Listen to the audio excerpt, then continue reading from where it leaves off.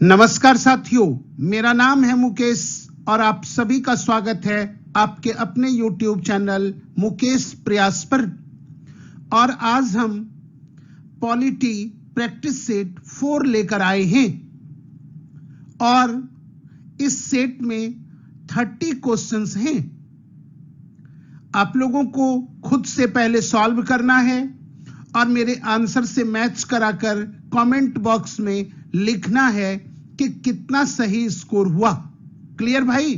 तो चलिए, ये बहुत ही परीक्षोपयोगी है और इस श्रृंखला के साथ ये जो प्रैक्टिस सेशन है इसके साथ अगर आप बने रहते हैं तो आपको आने वाले एग्जाम में बहुत मदद मिलेगी। क्लियर भाई? तो चलिए फर्स्ट क्वेश्चन देखते हैं। पहला क्वेश्चन है, निम्नलिखित में से कौन सा एक सही है? ऑप्शन ए, भारतीय संविधान में मूल अधिकारों को शामिल करने के लिए नेहरू रिपोर्ट ने समर्थन किया था। ऑप्शन बी, भारत सरकार अधिनियम 1935 ने मूल अधिकारों को प्रश्रय दिया था। ऑप्शन सी, अगस्त प्रस्ताव 1940 ने मूल अधिकार शामिल किए थे। ऑप्शन डी, क्रिप्स मिशन 1942 ने मूल अधिकारों को प्रश्रय दिया था। तो निम्नलिखित में से कौन कथन सही है, ये आप लोगों को करना है। तो चलिए भाई देखते हैं इसका आंसर।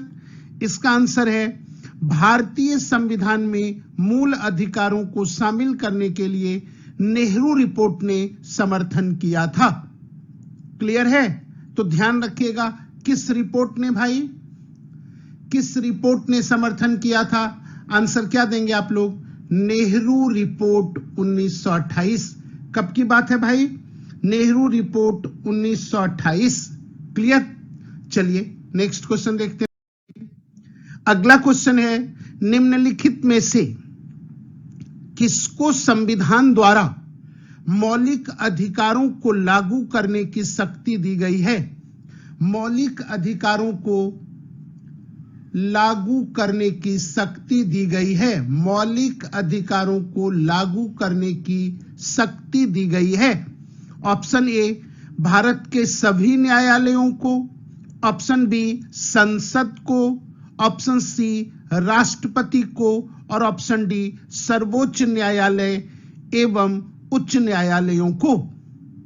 चलिए, तो मौलिक अधिकारों को लागू करने की शक्ति किसको दी गई है, ये बताना है। चलिए, बहुत ही अच्छा क्वेश्चन है भाई, कर चुके होंगे आप लोग।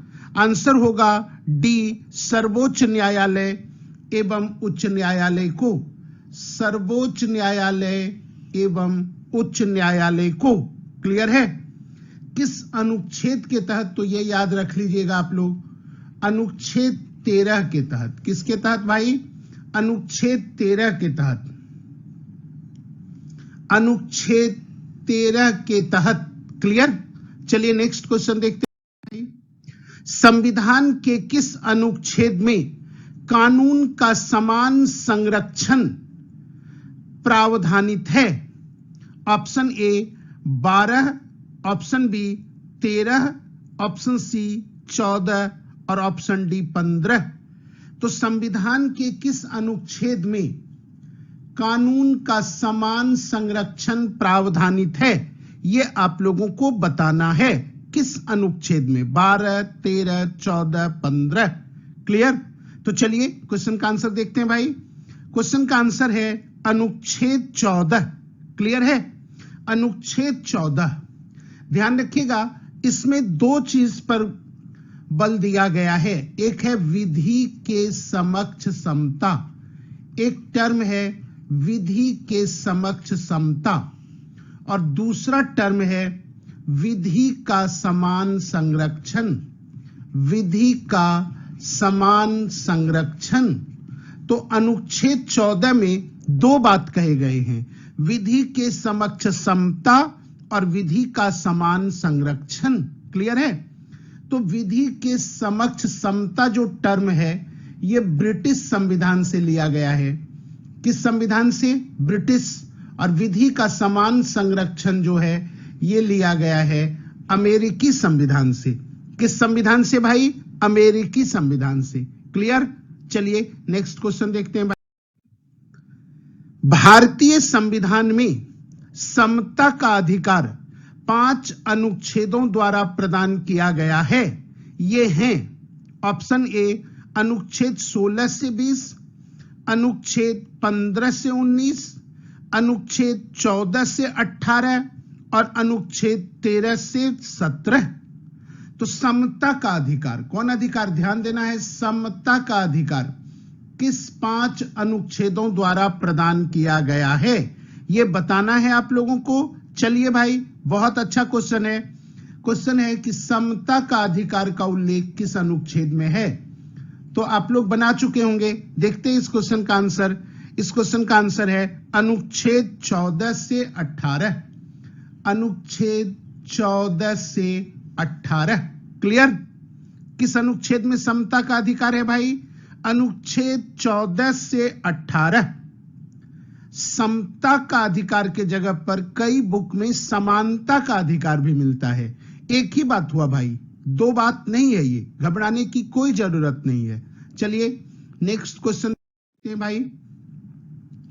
भारतीय संविधान का कौन सा अनुच्छेद बच्चों के शोषण के विरुद्ध, बच्चों के शोषण के विरुद्ध मौलिक अधिकार से संबंधित है? ऑप्शन ए अनुच्छेद 17, ऑप्शन बी अनुच्छेद 19, ऑप्शन सी अनुच्छेद 23 और ऑप्शन डी अनुच्छेद 24। बच्चों के शोषण के विरुद्ध मौलिक अधिकार संबंधित हैं किस अनुच्छेद से? कर लिए होंगे भाई, एकदम फटाफट करते जाइए। बहुत ही महत्वपूर्ण और बार बार पूछा जाने वाला प्रश्न को ही सेट में लिया जा रहा है और इसी प्रश्न को रिवाइज करने की जरूरत है। यही आपको एग्जाम में आते हैं। क्लियर है? तो चलिए भाई देखते हैं। क्वेश्चन का आंसर है अनुच्छेद 24। तो बच्चों के शोषण के विरुद्ध, बच्चों के शोषण के विरुद्ध जो है अनुच्छेद कौन है भाई? अनुच्छेद 24। क्लियर? नेक्स्ट देखते हैं भाई। भारत के संविधान के अंतर्गत कौन सा अनुच्छेद कारखानों में बालकों के नियोजन का प्रतिषेध करता है? कारखानों में बालकों के नियोजन का प्रतिषेध करता है? अनुच्छेद 19, अनुच्छेद 17, अनुच्छेद 23, अनुच्छेद 24। चलिए भाई क्वेश्चन का आंसर देखते हैं। अनुच्छेद 24। क्लियर है? अनुच्छेद 24। यहां पर एक बात ध्यान रखना है आप लोग को कि अनुच्छेद 24 जो है, ये जो है शोषण के विरुद्ध मौलिक अधिकार के अंतर्गत आता है। शोषण के विरुद्ध मौलिक अधिकार के अंतर्गत आता है। चलिए नेक्स्ट क्वेश्चन देखते हैं भाई। संविधान के किस प्रावधान द्वारा अस्पृश्यता, अस्पृश्यता ध्यान रखना है, अस्पृश्यता का उन्मूलन किया गया है? किसका भाई? अस्पृश्यता। इसको हम लोग कह सकते हैं छुआछूत। क्या कह सकते हैं भाई? छुआछूत। क्लियर? चलिए अनुच्छेद 14, अनुच्छेद 21, अनुच्छेद 17 और अनुच्छेद 19 बहुत ही कॉमन क्वेश्चन है, लेकिन आज तक सबसे ज्यादा पूछा जाने वाला मौलिक अधिकार से संबंधित ये अनुच्छेद है और ये हमेशा के लिए हम लोगों को याद रहना चाहिए। अस्पृश्यता का उन्मूलन किस अनुच्छेद द्वारा? अनुच्छेद 17। याद रखना है भाई, किस अनुच्छेद द्वारा? अनुच्छेद 17। क्लियर? नेक्स्ट क्वेश्चन देखते हैं भाई। भारत का संविधान स्पष्टतः प्रेस की आजादी की व्यवस्था नहीं करता है, किंतु यह आजादी अंतर्निहित है अनुच्छेद। ऑप्शन ए अनुच्छेद 19 फर्स्ट का अ में, अनुच्छेद 19 फर्स्ट का ब में, अनुच्छेद 19 फर्स्ट का स में और अनुच्छेद 19 फर्स्ट का द में। प्रेस की आजादी याद रखना है आप लोग को, प्रेस की आजादी, या फिर कह सकते हैं प्रेस की स्वतंत्रता। किसकी स्वतंत्रता भाई? प्रेस की स्वतंत्रता। या कह सकते हैं वाक एवं अभिव्यक्ति की स्वतंत्रता। वाक एवं अभिव्यक्ति की स्वतंत्रता, सब एक ही बात हुआ। प्रेस की स्वतंत्रता कहें या वाक और अभिव्यक्ति की स्वतंत्रता कहें, किस अनुच्छेद के तहत दिया गया है? तो चलिए इस क्वेश्चन का आंसर देखते हैं भाई। आंसर है अनुच्छेद 19 फर्स्ट का अ। अनुच्छेद 19 फर्स्ट का क भी कई जगह मिलता है, कई जगह ए भी मिलेगा। घबराने की जरूरत नहीं है, एक ही बात हुआ। क्लियर? नेक्स्ट क्वेश्चन देखते हैं भाई। अगला क्वेश्चन है, उच्चतम न्यायालय की व्यवस्था के अनुसार निजी भवनों के ऊपर, याद रखना है, ध्यान देना है पॉइंट पर, निजी भवनों के ऊपर राष्ट्रीय झंडे, कौन झंडे? राष्ट्रीय झंडे को फहराना के तहत हर नागरिक का मौलिक अधिकार है। तो निजी भवनों के ऊपर राष्ट्रीय झंडे को फहराना मौलिक अधिकार है, किस अनुच्छेद के अनुसार? ऑप्शन ए संविधान का अनुच्छेद 14, ऑप्शन बी संविधान का अनुच्छेद 19 फर्स्ट का ए, ऑप्शन सी संविधान का अनुच्छेद 21 और ऑप्शन डी संविधान का अनुच्छेद 25। क्लियर है? चलिए जल्दी से बताइए भाई इस क्वेश्चन का आंसर। बहुत ही अच्छा क्वेश्चन, बहुत परीक्षोपयोगी क्वेश्चन। चलिए इसका आंसर देखते हैं भाई। संविधान का अनुच्छेद 19 फर्स्ट का ए के तहत राष्ट्रीय झंडे को फहराना अब हमारा मौलिक अधिकार है। क्लियर? नेक्स्ट क्वेश्चन देखते हैं। अगला क्वेश्चन है, निम्नलिखित में से किस आधार के कारण नागरिकों की विचार अभिव्यक्ति की स्वतंत्रता पर प्रतिबंध नहीं लगाया जा सकता है? किस आधार के कारण नागरिकों की विचार अभिव्यक्ति की स्वतंत्रता पर प्रतिबंध नहीं लगाया जा सकता है? ऑप्शन ए भारत की संप्रभुता, ऑप्शन बी लोक व्यवस्था, ऑप्शन सी न्यायपालिका का अपमान और ऑप्शन डी अवांछनीय आलोचना। बनाइए भाई जल्दी से इस क्वेश्चन का आंसर। चलिए देखते हैं इस क्वेश्चन का आंसर। अवांछनीय आलोचना, तो अवांछनीय आलोचना के आधार पर विचार अभिव्यक्ति की स्वतंत्रता पर प्रतिबंध नहीं लगाया जा सकता है। क्लियर है? अब ध्यान रखिए कि लगाया किस आधार पर जाता है। तो फर्स्ट याद रखना है आप लोग को, भारत की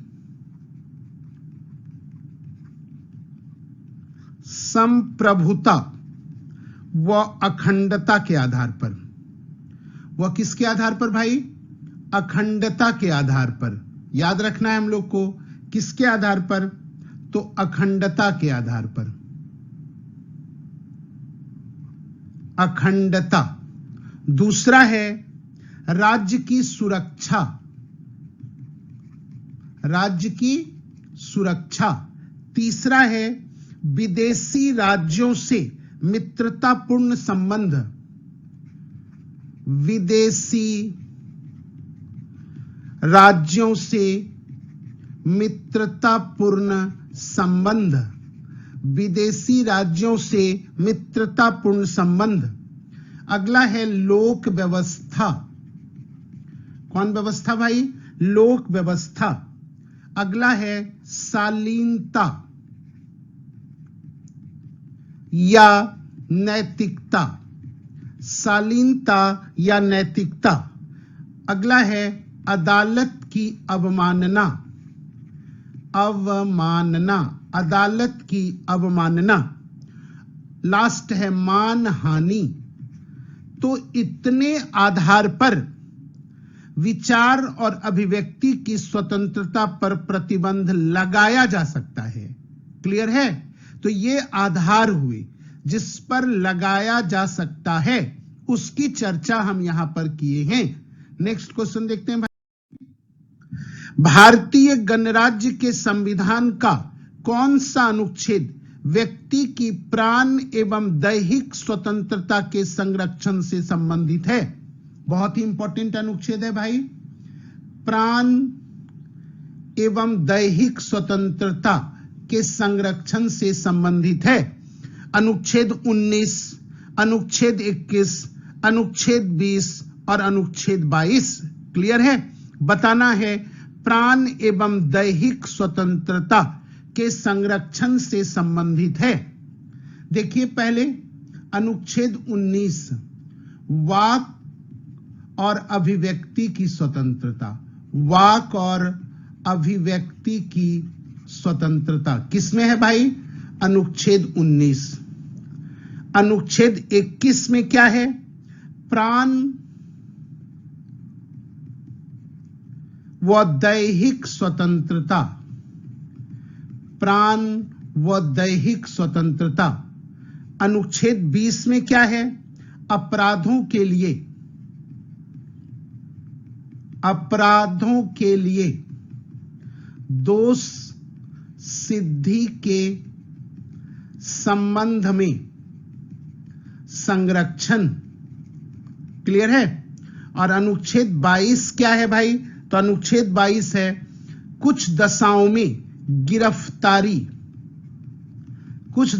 में गिरफ्तारी व निरोध से संरक्षण। तो ये चारों अनुच्छेद जो है स्वतंत्रता के अधिकार के तहत आता है। और अब आप लोगों से पूछ रहा है प्राण एवं दैहिक स्वतंत्रता के संरक्षण से संबंधित कौन अनुच्छेद है? तो अब तो स्पष्ट हो गया होगा भाई। चलिए आंसर देखते हैं। अनुच्छेद 21 प्राण व दैहिक स्वतंत्रता से संबंधित है। देखते हैं भाई, संविधान के किस अनुच्छेद के अंतर्गत सिखों द्वारा कृपान धारण करना धार्मिक स्वतंत्रता का अंग माना गया है? अनुच्छेद 24, अनुच्छेद 25, अनुच्छेद 26 और अनुच्छेद 27। तो सिखों द्वारा कृपान धारण करना धार्मिक स्वतंत्रता का अंग माना गया है किस अनुच्छेद के तहत? तो चलिए भाई देखते हैं इसका आंसर। अनुच्छेद 25 याद रखिएगा। अनुच्छेद 25 का फर्स्ट भी कई जगह दिया रहता है। अनुच्छेद 25 का फर्स्ट। क्लियर? नेक्स्ट क्वेश्चन देखते हैं। संविधान के अनुच्छेद 25 के अनुसार धर्म स्वातंत्र्य का अधिकार किसके अधीन नहीं है? धर्म स्वातंत्र्य का अधिकार किसके अधीन नहीं है? सार्वजनिक व्यवस्था, स्वास्थ्य, सदाचार और मानववाद। धर्म स्वतंत्रता का अधिकार किसके अधीन नहीं है, यह बताना है आप लोगों को। इस चार में से एक नहीं है। तो चलिए इसका आंसर देखते हैं भाई। मानववाद। क्या आंसर होगा? मानववाद। तो ध्यान रखिएगा कि लोक व्यवस्था या फिर कहें सार्वजनिक व्यवस्था, लोक व्यवस्था कह लें या फिर सार्वजनिक व्यवस्था कह लें। दूसरा है सदाचार और तीसरा है स्वास्थ्य। तो इस पर ध्यान देना है हम लोगों को। और ये तीनों ऑप्शन में था, चौथा नहीं है। तो कौन है? मानववाद। तो धर्म स्वतंत्रता का अधिकार किसके अधीन है? तो लोक व्यवस्था, सदाचार और स्वास्थ्य। चलिए नेक्स्ट क्वेश्चन भाई। संविधान के अनुच्छेद 26 में धार्मिक कार्यों के प्रबंध की स्वतंत्रता पर क्या प्रतिबंध लगाया जाता है? ऑप्शन नहीं, कथन फर्स्ट लोक व्यवस्था, सेकेंड राष्ट्रीय सुरक्षा, थर्ड शिक्षा, 4 सदाचार, 5 स्वास्थ्य और 6 धर्मनिरपेक्षता। किस आधार पर धार्मिक कार्यों के प्रबंध की स्वतंत्रता पर प्रतिबंध लगाया जाता है? अभी हम लोग चर्चा किए थे 3, एक लोक व्यवस्था, दूसरा सदाचार और तीसरा स्वास्थ्य। ये ऑप्शन देख लीजिए और आंसर कर दीजिए भाई। चलिए 1 4 5, 1 4 5। क्लियर है? नेक्स्ट क्वेश्चन देखते हैं भाई। बंदी प्रत्यक्षीकरण सुमेलित करना है आपको। बंदी प्रत्यक्षीकरण का अर्थ क्या है? परमादेश, प्रतिषेध, उत्प्रेषण और अधिकार परीक्षा, ये पांचों को रीट कहते हैं हम लोग। पांचों को क्या कहते हैं? रीट। और रीट कौन जारी करता है? Supreme court. किस अनुच्छेद के तहत? 32 के तहत। और रीट हाई कोर्ट भी जारी करता है 226 के तहत। अब है रीट का अर्थ क्या है? तो बंदी प्रत्यक्षीकरण का अधिकार है। हमें शरीर चाहिए, तो बंदी प्रत्यक्षीकरण को मैच अगर करेंगे हम लोग तो किससे करेंगे? हमें शरीर चाहिए। परमादेश से अगर मैच करेंगे तो किससे करेंगे? तो परमादेश से हम करेंगे, हम आदेश देते हैं। प्रतिषेध को करेंगे तो प्रतिषेध को किससे मैच करेंगे? तो अधीनस्थ न्यायालय का लेख। क्लियर है? उत्प्रेषण से किसको मैच करेंगे? तो उत्प्रेषण से मैच होगा पूर्णतया सूचित कीजिए। और अधिकार परीक्षा का अर्थ है किस अधिकार से। तो ये रीट है 5 और पांचों का शाब्दिक अर्थ मैच कराने के लिए है। कई बार हम क्लासरूम में आप लोग को ऑफलाइन क्लास में ये बताए हैं कि रीट का अर्थ पता होना चाहिए। वही सवाल है भाई, तो ये मैच कराया गया इस तरह। ऑप्शन देख लीजिए इसका 4 3 5 1 2, तो ये मैच हो चुका है आप लोगों का। नेक्स्ट क्वेश्चन देखते हैं भाई। संविधान के अंतर्गत मूल अधिकारों का संरक्षक कौन है? बहुत इंपॉर्टेंट क्वेश्चन, बहुत बार एग्जाम में पूछा गया है। मूल अधिकारों का संरक्षक कौन है? ऑप्शन ए संसद, ऑप्शन बी राष्ट्रपति, ऑप्शन सी सर्वोच्च न्यायालय और ऑप्शन डी मंत्रिमंडल। तो चलिए इस क्वेश्चन का आंसर देखते हैं भाई। सर्वोच्च न्यायालय। क्लियर है? कौन न्यायालय भाई? सर्वोच्च न्यायालय मूल अधिकारों का संरक्षक है। तो ये क्वेश्चन डायरेक्ट कई बार एग्जाम में आया है। मूल अधिकारों का संरक्षक कौन है? क्या आंसर देंगे भाई आप लोग? आप लोग का आंसर होगा सर्वोच्च न्यायालय। नेक्स्ट क्वेश्चन देखते हैं। निम्नलिखित में से किस एक अधिकार को डॉक्टर BR अंबेडकर, ध्यान रखना है किनके द्वारा? डॉक्टर BR अंबेडकर द्वारा संविधान की आत्मा कहा गया है? धर्म की स्वतंत्रता का अधिकार, संपत्ति का अधिकार, समानता का अधिकार और संवैधानिक उपचारों का अधिकार। क्लियर? तो किस मौलिक अधिकार को डॉक्टर भीमराव अंबेडकर संविधान की आत्मा कहे हैं? इस क्वेश्चन का आंसर देना है भाई। बहुत ही अच्छा क्वेश्चन। चलिए फटाफट भाई, चलिए आंसर देखते हैं। संवैधानिक उपचार का अधिकार। क्लियर है? किस अनुच्छेद में है ये? तो अनुच्छेद 32। अनुच्छेद 32 संवैधानिक उपचारों का अधिकार। तो अगर अनुच्छेद पूछ दे तो 32 और मूल अधिकार पूछ दे तो संवैधानिक उपचार का अधिकार। क्लियर? नेक्स्ट क्वेश्चन देखते हैं भाई। क्वेश्चन है व्यक्तिगत स्वतंत्रता के लिए उच्च न्यायालय निम्नलिखित में से किस रीट को जारी कर सकता है? ध्यान रखना है व्यक्तिगत स्वतंत्रता। क्या ध्यान रखना है? व्यक्तिगत स्वतंत्रता के लिए उच्च न्यायालय रीट जारी कर सकता है। ऑप्शन ए परमादेश, ऑप्शन बी अधिकार परीक्षा, ऑप्शन सी बंदी प्रत्यक्षीकरण और ऑप्शन डी प्रतिषेध।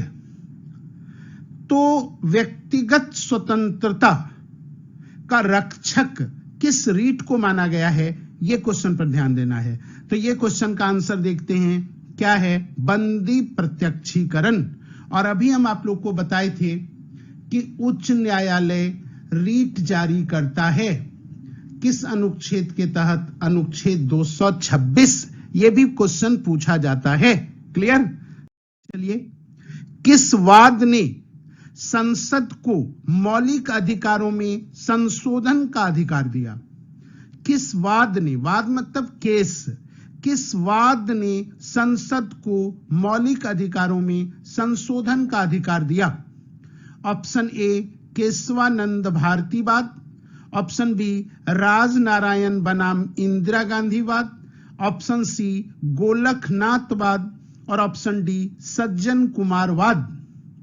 तो तो किस वाद ने, ध्यान रखना है, संसद को मौलिक अधिकारों में संशोधन का अधिकार दिया? कहने का अर्थ यह हुआ कि संसद मौलिक अधिकारों में संशोधन कर सकता है। किस केस के बाद उच्चतम न्यायालय ने यह निर्णय दिया है? तो चलिए आंसर देखते हैं भाई। आंसर है केशवानंद भारतीवाद। केशवानंद भारतीवाद। याद रखिएगा, कई बार क्वेश्चन पूछता है ये केस कब का है? 1973। किस राज्य के साथ ये केस था? तो केरल राज्य के साथ। याद रखिएगा, केरल राज्य के साथ। तो किस राज्य के साथ ये केस लड़ा गया था केशवानंद भारती का भाई? केरल राज्य के साथ। कब? 1973। नेक्स्ट क्वेश्चन देखते हैं। निम्नलिखित में से किस वाद ने भारतीय संविधान के मूल संरचना के सिद्धांत की रूपरेखा प्रतिपादित की? तो किस केस ने भारतीय संविधान के मूल संरचना के सिद्धांत की रूपरेखा प्रतिपादित की? बहुत इंपॉर्टेंट क्वेश्चन है भाई, बहुत परीक्षोपयोगी है। ऑप्शन ए गोपालन बनाम मद्रास राज्य, ऑप्शन बी गोलकनाथ बनाम पंजाब राज्य, ऑप्शन सी केशवानंद भारती बनाम केरल राज्य, और डी उपरयुक्त में से कोई नहीं। तो चलिए इस क्वेश्चन का आंसर क्या होगा भाई? केशवानंद भारती बनाम केरल राज्य। कब का केस है? पिछले क्वेश्चन में भी किए थे, 1973। क्लियर? नेक्स्ट क्वेश्चन देखते हैं। संपत्ति का अधिकार। कौन अधिकार? संपत्ति का अधिकार एक मौलिक अधिकार है, नैसर्गिक अधिकार है, वैधानिक अधिकार है और कानूनी अधिकार है। तो वर्तमान समय में ध्यान रखना है, संपत्ति का अधिकार एक कैसा अधिकार है? तो आंसर होगा वैधानिक अधिकार है। कैसा भाई? वैधानिक अधिकार। याद रखिएगा, लेकिन जब संविधान लागू हुआ था तो यह एक मौलिक अधिकार था। अब क्वेश्चन पूछेगा कि किस संशोधन द्वारा? तो याद रखना है आप लोग को 44वां संविधान संशोधन 1978। 44वां संविधान संशोधन 1978। याद रखिएगा, कौन भाई? 1978। कौन? 1978 द्वारा संपत्ति के अधिकार को मूल अधिकार की सूची से निकालकर वैधानिक अधिकार बना दिया गया। कौन अधिकार भाई? वैधानिक अधिकार। किस संशोधन द्वारा? 44वां संविधान संशोधन द्वारा। कब? 1978। और वर्तमान में ये इसका जो उल्लेख है किस भाग में है? तो भाग 12, और अगर अनुच्छेद पूछे तो 300 का क। क्लियर है? और जब यह मौलिक अधिकार था, कौन? संपत्ति का अधिकार, तो इसका उल्लेख किसमें था? यह भी क्वेश्चन पूछता है। तो अनुच्छेद 19 फर्स्ट का 4 और दूसरा अनुच्छेद 31। तो जब यह मौलिक अधिकार था तो इसका उल्लेख किस अनुच्छेद में था? वर्तमान में किस में है? किस संशोधन द्वारा वैधानिक अधिकार बना दिया गया? यह सारा क्वेश्चन अब कर पाएंगे हम लोग। नेक्स्ट क्वेश्चन देखते हैं। भारतीय संविधान के अंतर्गत निम्नलिखित अधिकारों में से कौन सा एक अधिकार सभी व्यक्तियों को प्राप्त है? ऑप्शन ए विधि के समान संरक्षण का, भेदभाव के विरुद्ध अधिकार, स्वतंत्रता का अधिकार, सांस्कृतिक एवं शैक्षणिक अधिकार। तो कौन सा एक अधिकार सभी व्यक्तियों को प्राप्त है, चाहे वह नागरिक हो चाहे गैर नागरिक हो? तो चलिए, विधि के समान संरक्षण का अधिकार, अनुच्छेद 14, पहले भी कर चुके हैं, अनुच्छेद 14। क्लियर? नेक्स्ट देखते हैं भाई। निम्नलिखित में से कौन सा मूल अधिकार विदेशी नागरिकों को प्राप्त नहीं है? कौन सा मूल अधिकार विदेशी नागरिकों को प्राप्त नहीं है? यह क्वेश्चन पर ध्यान देना है। कौन सा मूल अधिकार है जो विदेशी नागरिकों को प्राप्त नहीं है? विधि के समक्ष समानता, अभिव्यक्ति की स्वतंत्रता का अधिकार, प्राण एवं दैहिक स्वतंत्रता का अधिकार और शोषण के विरुद्ध अधिकार।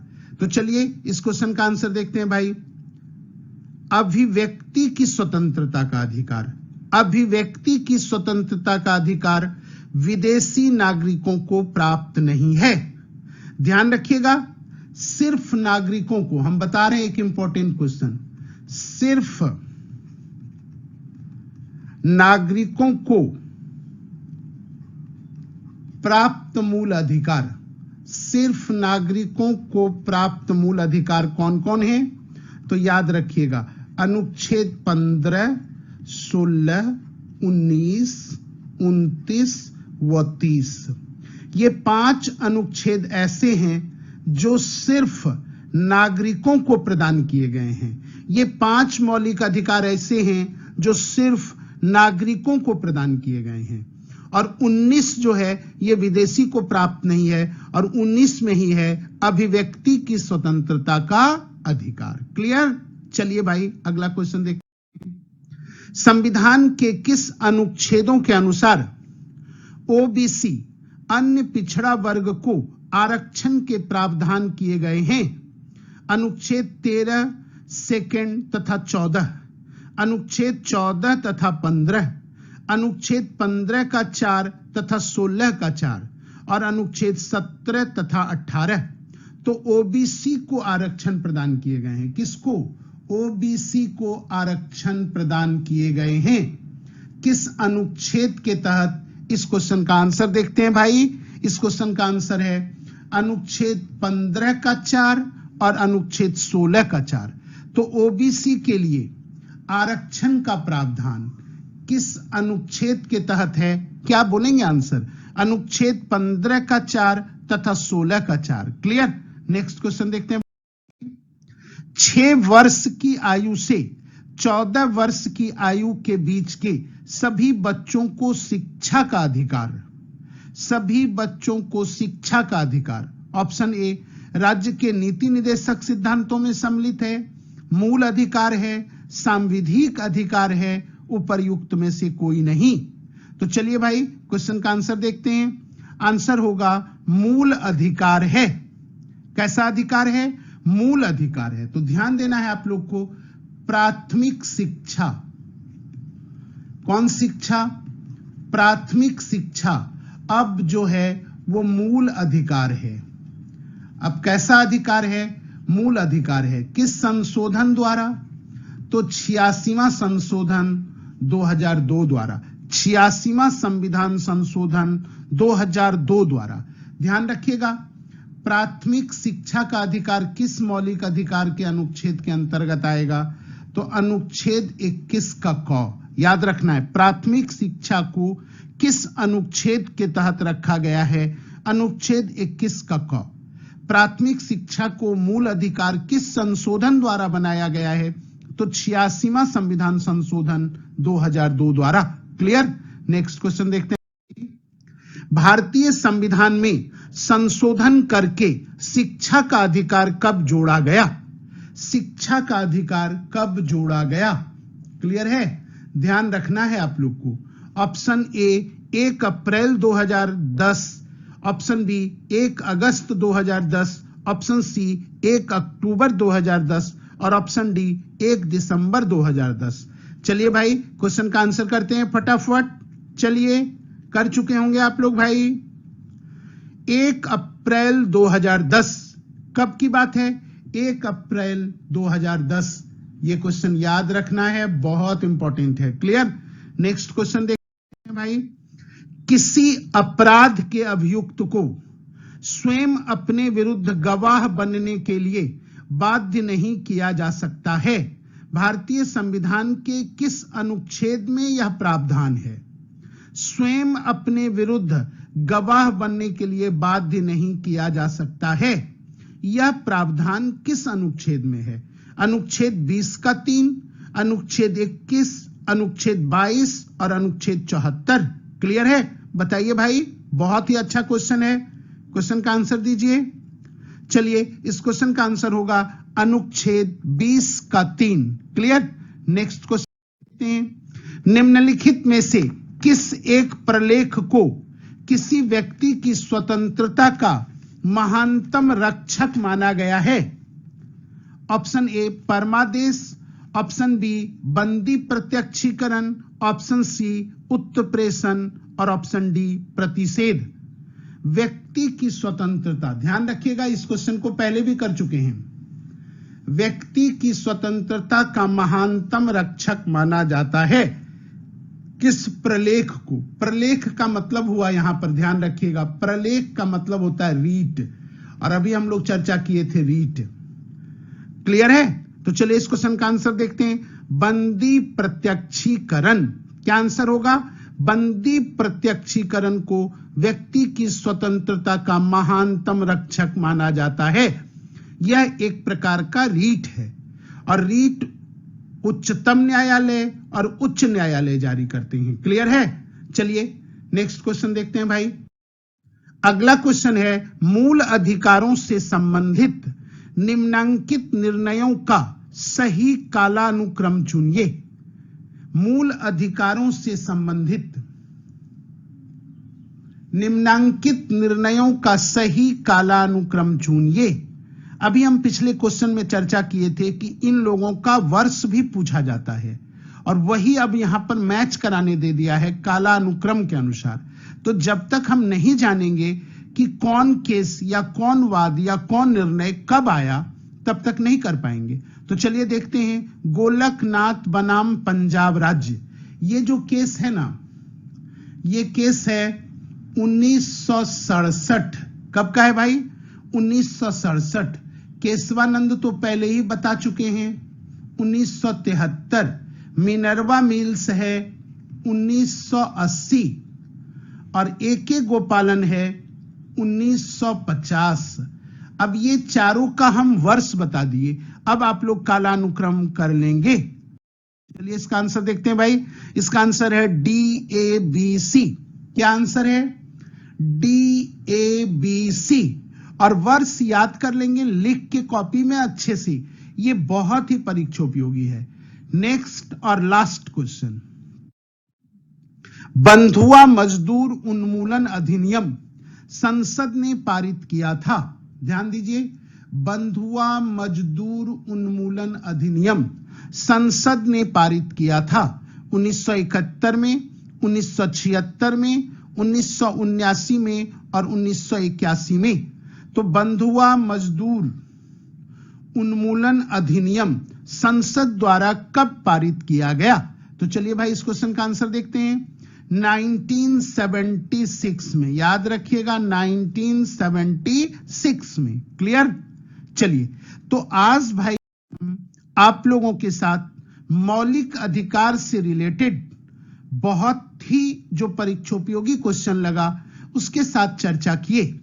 आने वाले एग्जाम में यह आपके लिए बहुत महत्वपूर्ण होगा।